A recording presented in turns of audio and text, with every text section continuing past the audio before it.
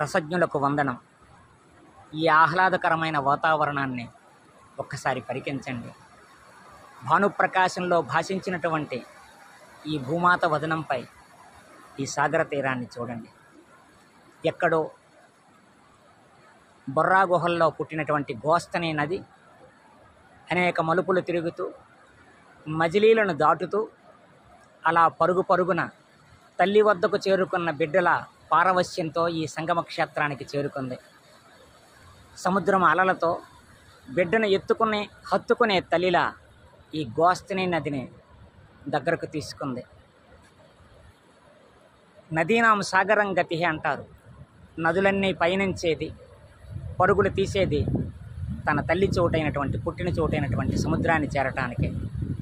సముద్రాన్ని చూస్తే భారతీయ ఋషులు చెప్పారు, సముద్రం పరమాత్మ స్వరూపం.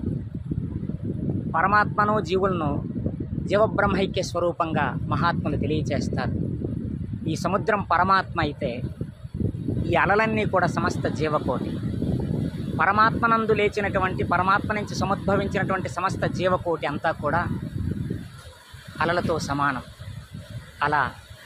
అలల్లా అలా సాగిపోతూ జీవితాన్ని ఆనందంగా గడపటమే, ఆనంద సంగమ క్షేత్రమైన పరమాత్మను అనుభవించటమే మానవ జీవితం యొక్క లక్ష్యము అన్నటువంటి విషయాన్ని తెలియజేస్తుంది సముద్రం. అందుకు మన జీవన తీరం పరమాత్మ అన్నటువంటి సంగమ క్షేత్రాన్ని చేరుకోవాలి. పరమాత్మ అనుభూతితో అంతరంగాన్ని ఆనందంతో నింపుకోవాలి. అలల్లా ఆనందంతో ఓలలాడాలి అనే సందేశాన్ని ఇస్తుంది గోస్తని నది యొక్క సంగమం, సముద్రం యొక్క పారవశ్యపు అలల యొక్క మాధుర్యపు శోభ. ధన్యవాదాలు. నమస్కారం.